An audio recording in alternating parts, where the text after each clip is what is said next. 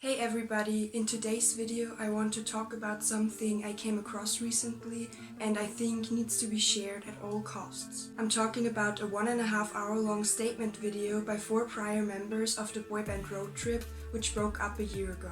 For those of you who didn't know Road Trip, they were a British boy band formed in 2015 and consisted of 5 people. In the very beginning there were only 4 members, Rai, Andy, Brooke and Mikey, but later on they were joined by Jack. On their YouTube channel Road Trip TV, the boys reached over 1 million subscribers and they also had a vlog channel called Road Trip Vlogs where they hit 245,000 subs. However, Mikey left in May 2019 for whom Sonny joined them. 7 months later, in December, Jack decided to leave the band too and Harper came instead. So that's just a brief summary of the band's history, and now that everybody watching knows at least a little bit of the story, we can actually go on with the video. The title is The Real Reason Road Trip Ended, and as I already said, it lasts 1.5 hours. So if you didn't already watch it, I highly recommend you to do that and listen to what the boys have to say.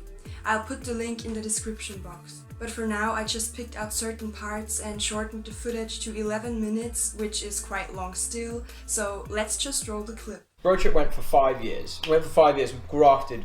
As the band members, we gave our everything to that band. We never made any money. We did it every single day. We saw our families maybe 2-3 times a year. That is literally all we did. Independent, no investors, Had to miss no weddings. real management. Like, Had to miss weddings, like funerals were a debate whether or not we were allowed to go to those. Like, we just put ourselves in a place where we were so conditioned to building this one thing, and to just give all the rewards to some other guy. With some other guy, Rai means the band's manager Blair. They also tell us that they had to live in Blair's flat, which they paid the rent for. He was exploiting the band and spent most of his time in villas and on beaches in America or Thailand, while the boys weren't allowed to go on holidays. Right, let me tell you something now. I've spent the last 3 days solidly speaking to America to do deals for you. I've just had 3 meetings today on your behalf. You're doing my fucking wicking. I told you when I was in America, I'm not dealing with distress. Yeah? No, I'm just saying. Are you going to back me with no, this? but you're Genuinely, you're going to back me with this? Because I've fucking had enough, mate. I fucking have had enough. I'm up to my head working. I am working 24/7. Just keep the fucking house tidy. That's all you got to do. Keep the fucking house tidy. Not fucking at 4 o'clock keep the house tidy. All fucking day long. Okay, wait. The way he screamed at them. The fact he screamed at them. What's wrong with this person? He absolutely had no right to treat the boys like that. That's disgusting. And it was like the first photo shoot, and he had already told us that we had to use this certain photographer that cost us thousands. When we literally had Alex living with us, who was happy to do it and could do a good quality. But we weren't allowed to do that. We had to spend thousands. And we on even this. had backdrops. We bought backdrops for the photo shoots as well. Yeah. And we went there, and I remember, like, I'd been there 10 minutes. This is the first time I'd seen Blair since I joined. And honestly, all I did was try to go up to the laptop and look at the picture that had just been taken. And it was essentially like, who the fuck do you think you are? Get away and stand in the corner. You don't have a fucking saying what what photos are being taken. I choose. Like, it's got nothing to do with you. It was fully like live in this 1-bed council flat, which eventually you're going to pay for the whole thing, which didn't make any sense. Why would we not just pay for our own place? We pretty much funded ourselves to be there, believed in this thing. We came in with all this enthusiasm to build a successful band, but were told like you had to conform to these really strange rules. Problem was there was no making do things. It was just, he would swan off to America. I think in those first 3 years, he was around maybe 6 months, collectively, over that whole time. During that period, we'd then gone, right, let's film everything, let's vlog, let's try and build a brand, which leads me to the question, why did Road Trip never work? It should have done in so many ways. Like, we'd, as a 5-6, like, with different members who are in it, obviously Jack and Andy not here, but they also put in a hell of a lot of graft and time into it.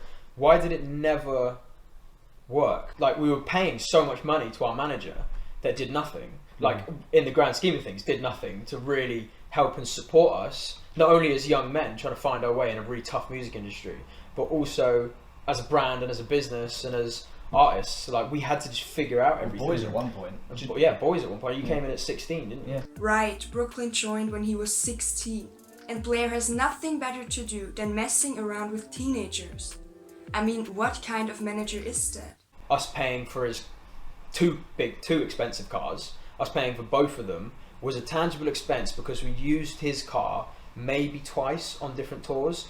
I drove his car on one of the tours, wasn't even there, and he actually used his car for doing his own on the side tour management that he did with Western and these other artists, where he was making money as a tour manager and getting networking with his car. That's why he brought his car and his 2 cars and refurbing his flat and all this expensive holidays he used to go on where he wasn't managing us.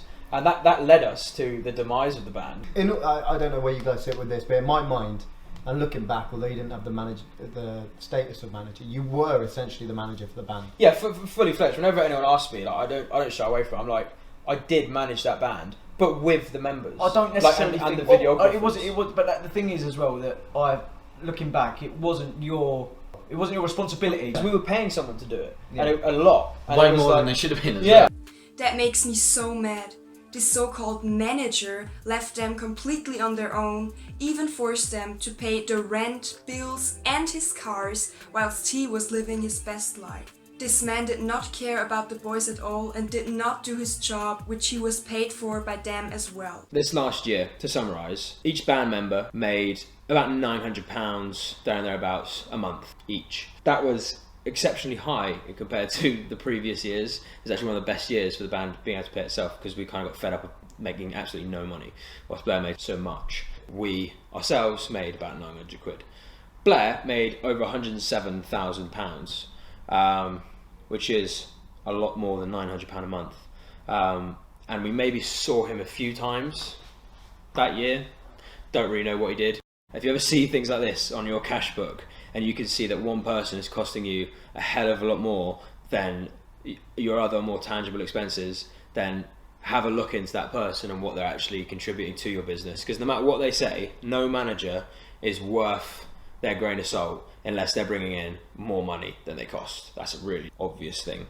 And if they're costing you like 10x what they're worth, then they're just a heavy liability. Get rid of them. And that's the lesson that I hope you learned from this. £900 per month compared to £107,000 per year. So I calculated that 107,000 divided by 12 months makes £8,900 per month for Blair. That's 8,000 more than each member received monthly. So to illustrate that again, on the one hand we have Blair, who earns almost £9,000 in 1 month, and on the other hand there are the boys who only get 900 each, plus having to come up for all the costs Blair did not pay, including the rent, bills, cars, overpriced photo shoots and all that stuff. Wow, I am speechless. That's ridiculous. Unbelievable. Like being forced to use his accountant and not being allowed to pick Oh, up his lawyer things as like well. that. Not allowed our own lawyer. If we even question about having our own lawyer. Oh yeah, do you remember that? He would say, yeah, like I went to get independent legal advice when he started to speak about a contract, which was some shoddy contract he threw in front of us, and he said, "Brother, you disloyal. Like, bro, how could you get your own lawyer? Blah, blah, blah. Do you not trust me, bro? For like 3 years we've spent doing this." And I'm just like, bro, this is standard practice. Like, you need to get independent lawyer. Just quick, anyone out there, if someone tries and does that tactic with you, Do not do it. Do not do it. They're a bad egg. Yeah. Right, that's a red flag. Get Never. independent legal advice. Get it. I I don't care how close you are to them, how long you've known them. If they try and pull that shit on you, don't you trust me in that? I wouldn't even bother getting it looked at legally. Look out for with legal yourself. advice, I just walk away from them. Walk away from them. That point is extended in the video. Rai shows a whole chat with Blair texting about them wanting to get an independent lawyer. He gave no value to the business in any way, or value to us as people or as artists. Just tried to just put his oar in every now and And then, it was only- stir up a fuss and then do nothing. With the record label thing as well, it was only ever when he thought the band was at a really bad place. Suddenly we had a record deal on the table. the record deal on the table, and then he'd keep us there. He'd keep us there. So every 6 months for the last 3 years of that band, we were told there was a record label. That sometimes there was, like we were going to see him, but every time that we didn't get signed, every time, like almost every label under the sun you can think of, we were told was going to sign us, and some of them we went for meetings with, but it was always our fault that we didn't get the record deal. But the fact there's fucking one there now, you lunatics. There's not one there, mate. If they wanted us, they'd sign us. And if they want to sign us still, then they can come chasing us still. But we don't really want it, mate. Is the head of A&R. I don't care who he is, bro. We don't want to do He it. wants to fucking sign you, you spastic, but he wants to improve. I know, but I don't give a fuck if he wants to sign me. I don't want to sign his fucking contract. No, he said to me on the phone, "I'm going to sue you if you don't write this. So you need to write this." So I wrote it, and it was basically stating that we all had an agreement, a legal obligation within a contract or whatever it was, and he was like saying, "You've all got a contract." So I was like writing it out, and then I sent it to his lawyer, and he was just like, "Cool, it's fine, thanks." Put the phone down. Also that he threatened them if something didn't work out the way he wanted it to. That's such an awful and unacceptable behavior. I mean, this man is in his mid-30s and behaves like a kindergarten child.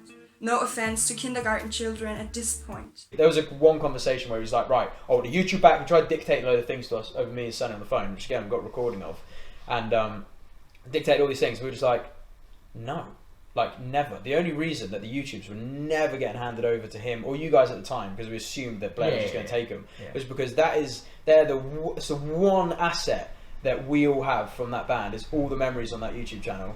And he would have deleted it all. Fuck me, yeah. The money, the time, the energy, the passion, the memories that went into those YouTube channels. Money as well. What that money that we did have.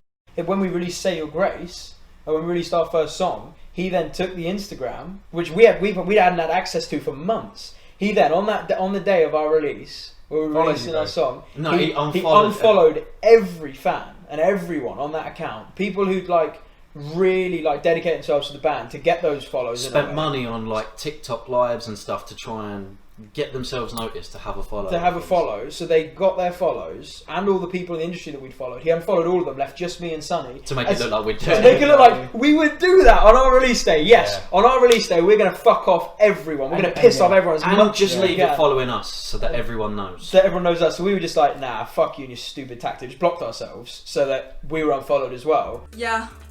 Childishness. The least I can do to get any value from the situation is to tell people about it and just to spread awareness that there's people like this in the industry. He's not the only guy, there's loads of them. Yeah, that's exactly the point and one of the reasons I'm making this video. I'm sure there's so many more artists out there who are going through similar stuff. And those things certainly don't just affect people in the music industry. I'm sure that the whole entertainment industry suffers from people like Blair, whether it's modeling, acting or making music. It's super sad and terrifying, but as Rai said, there's loads of them. Just have you got anything I can use against them? Nothing relevant to why the band split, nothing relevant to the financial sort of situation with who took money, who didn't, nothing. It was just, have you got any dirt on Rai that I can use? So just any form of incriminating evidence over the years? Any stupid things that we would have done when we were 16, 17 or whatever, he was just trying to look for it, and I was like, no, I haven't got that, mate. I was like, what? I literally said to him, I was like, what, is this the road you want to go down? And he was like, bruv, if this is the road that I need to go down, then I'm going to go down it. That was literally what he said. Really, Blair, I'm so impressed by your behavior. You know what? You should actually get a reward for that. Well, I mean, you seemingly have enough money already because you exploited 5 innocent guys over years. Probably not only them. So I don't know, would you also be satisfied with a best money-grabbing manager who doesn't even do his job but screams at his clients and threatens them, lets them pay for all kinds of his bills and simply exploits them, whilst he himself bathes in the sun on beaches around the world, totally living his best life at the expense of innocent teenagers? Award? But be honest, there's a lack of self-respect. Yeah. You lose respect for yourself in those situations. This is what we want all artists and anyone out there to avoid, is you're going to get screwed over by people, period. Happens in any industry. That's not necessarily unique to music. There's going to be dodgy managers in McDonald's just as much as there is going to be in music. And there's going to be all kinds of shit that fucks you up. But if at any point you pass up your self-respect for someone else's quota or for your own career... So if, again, you ever feel like you're at that stage where you're doing music and someone's telling you need to change your body appearance, just tell them to get fucked, quite frankly. But no, I think just the whole learning curve, I think it's really important that for anyone else out there who's been through this stuff or is going to go through this stuff, always try and look out for any warning signs. We're trying our hardest to flesh out. The reason we're fleshing out details is so that anyone else out there can try and learn from it. Otherwise there's no point in us putting the video out. Otherwise we'll just look spiteful. Take the context of this video with a pinch of salt. This is what we've seen, and it is the truth. This is what happened. We just want people to learn from our experience, and that's hopefully the best takeaway from this. So if you couldn't already tell, I'm extremely mad. Watching the video and hearing the truth made me so angry but also sad at the same time. I was, or still am, totally shocked, and I'm really sorry for all of you guys. Thank you so much for sharing this with us and doing that in favor of all other and future artists, which by the way I consider one myself. This is the end of today's video. I really want to help spread awareness, and I'd appreciate if you did too.